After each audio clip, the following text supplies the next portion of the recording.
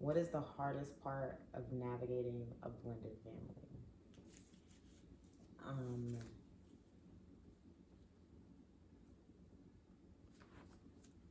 I really think it's just that. I think I spent a lot of time considering like what our conversations are going to look like. We told Christopher he's adopted. I don't think he's fully wrapped his mind around what that means. I make an effort to read books that talk about how families can be different. That family's not even, it's not always blood related. That sometimes it's your friends, it's who you love. Anyone could be in your family. Yeah. Families are composed of in so many different ways. So I try to give him those things now. But in our day to day, everyday life, I genuinely feel like we're just a family versus being, I mean, we are a blended family, but I feel like we operate like any other family would operate on a daily. Our conversations are going to look a little different as he gets older, but Yeah. Part of that is just him being smart, and he's smart and he emotional. So just, but him being smart, he gonna just know everything about the situation, and just I mean, part of me hesitates. You know, he's at that age now where we're starting to get ready to head into puberty talk, and he's been asking questions about where do babies come from, and part of me is nervous about those conversations, not because it's the birds and the bees, the sex talk. Part of me is just nervous because I know that with each step that we take, every question that he asks and we answer, once it's answered, he's moving to the next question. And I know that the next question, we're going to continue to get closer and closer to these very hard conversations that, I mean, there's no rule book, there's no like guidelines for how do you have those conversations with a child. There's the don't say anything negative about the biological parent. You know, you don't want to be opinionated. You kind of want to stick to the facts, keep it age appropriate. But like none of that is a rule book of what you say or how do you explain it and what their emotions are going to be. Kids are different. Things affect them differently, and so. yeah. I think that I think that he got a lot of family support, like from a lot of people. So like, man, with them kind of conversations, I think it's better like just go into them and like, he'll ask a question, you answer him, and then he might think on it for a while, and then ask another question. But I think not I don't want to say not taking it too serious, but kind of just, I mean, making it more of a easy going kind of thing, because Not to be too emotional because he's emotional, and if you get emotional or if you feel stressed about it, Christopher plays off of emotions and he'll be stressed about it. He can. yeah, it's like most people. So if you stay calm, be like, hey, this what happened. Whoa, whoa, whoa. It is what it is. That what it is. I mean, it be like that sometimes. So I do think that we were very blessed in the sense that we do have a lot of family support.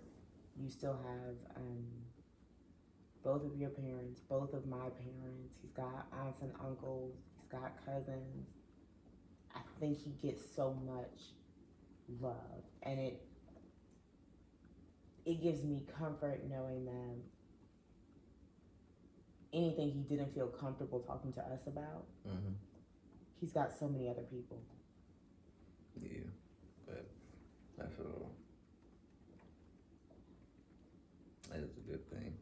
But I think as long as people have like I say, if it's a person that's just them and the kid, as long as they got that kind of relationship, and you're not scared. Like I think a lot of people, you know, even a lot of like black people, I think sometimes we could be hesitant to talk about certain things. You know what I'm talking about? Yeah. So I think like a lot of things we like to push up under the rug or wait till it's too late, or you know, the kid will find out for somebody else, and you know, just. I mean, I think if we're being really fair, I feel like there's a narrative out there that's hard to miss. So like before we started dating, I knew immediately. Once I realized I was gonna be a single mother, I was like, I ain't getting married. Like, you a single mom, and you just the narrative is that ain't no man trying to get into that situation, and that means now you have baggage, or now you're damaged goods, or like, are you good enough? You come with too much, and so it just, I immediately had a shift because we didn't start seriously dating until right before Christopher turned 2, and I didn't date anybody in that in between, and really even you was kind of by accident. That was the time. Know how that happened, but I had already accepted that what it feels like to me is that society says that single moms don't come out of that.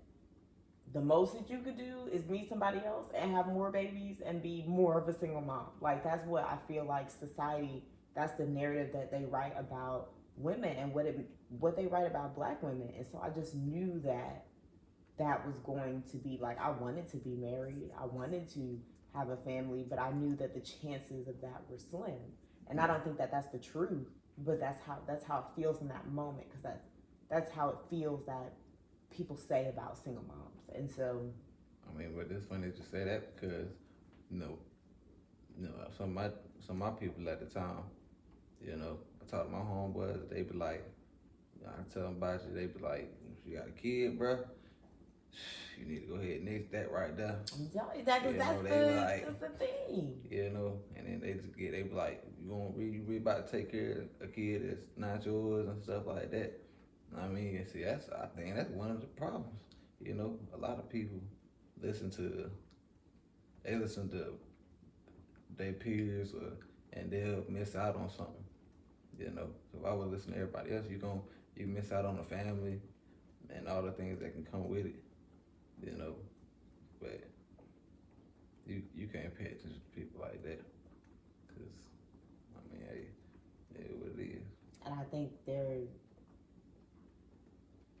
it takes a lot of will to overcome that, because that is the narrative of how things are, how they gonna be. And then if a guy is interested, then it's why is he interested? Because I'm a single mom. Then you get back into that pedophile and abusers, and so then you extra worried, and so it took a lot of fighting in me of my own feelings to make sure that I wasn't pushing you away out of the fear that I wasn't supposed to have this. You know what I mean? Or it just... Yeah, I mean, it went too hard on my part. I mean, I think a lot of people overcomplicate things.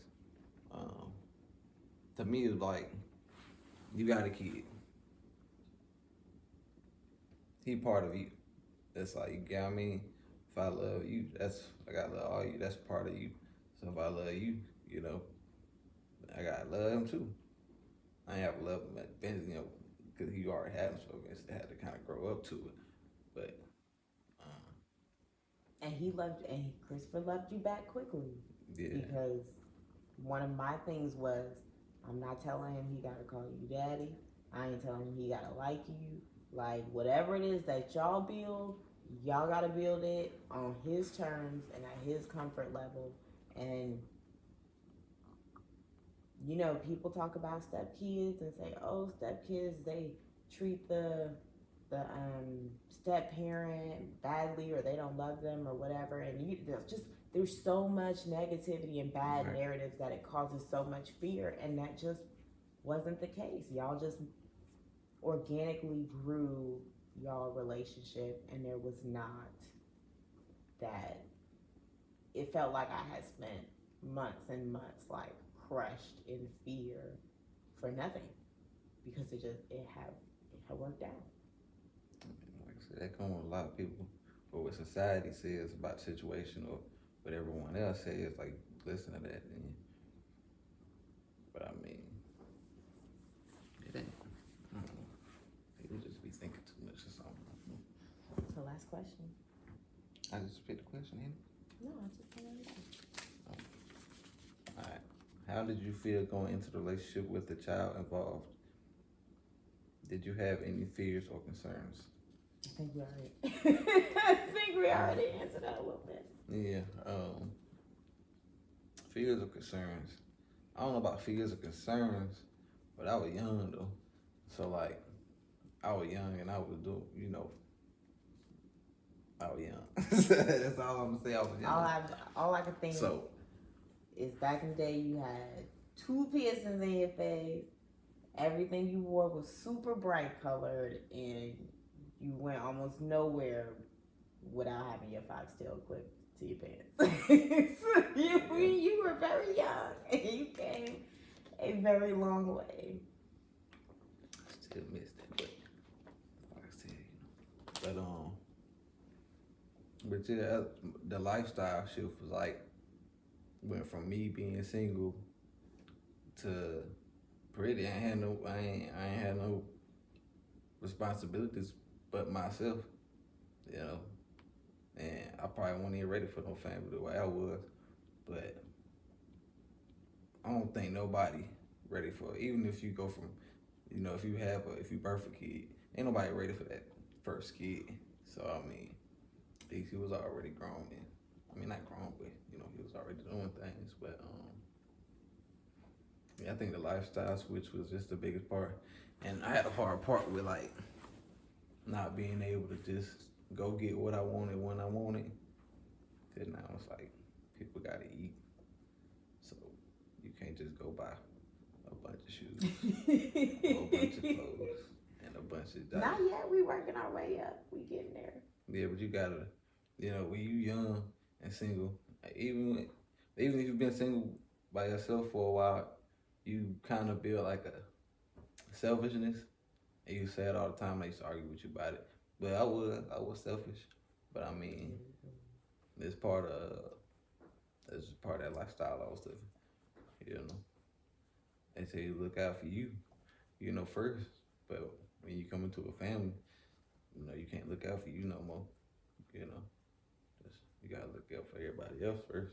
I mean, I don't think that's any different though than, like you said, like when I had Christopher, I was pregnant for 9 whole months, and nothing could have prepared me for the amount of change that comes, and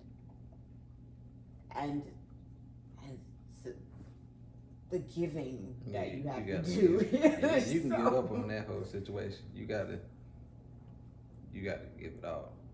And if it sucks sometimes, but I mean the small moments, you gotta kind of take those and look at those and kind of appreciate those, because if you focus so much on, oh, I'm not getting no sleep, or this kid needs something else, he just needs something a second ago. If you just focus on all this stuff, of course it's gonna be negative. It's all about perspective. But I think that a lot though with all kids, because those are still, that's not even Christopher specific. Even once we got good and comfortable with being a family, we got pregnant not long after we got married, and then boom, there was Ava. It was a whole nother shift in what family was. Now, by the time Lucas came, they just kind of fell in. yeah. But that jump from one kid and one little thing needing you to now having 2, that was a leap. And then financially, That was a leap. like you're not gonna be. I mean, unless you got, some people plan all the way up until they have a kid and have a savings account and all that stuff. But like we was young, we had debt. We were young, and we took some big sacrifices, because with Christopher, I moved back home. Yeah. And I didn't work for 9 months. Like, Christopher was just me and Christopher, and I took care of him, and that was it. I went back to school, and that was it. When Ava came, I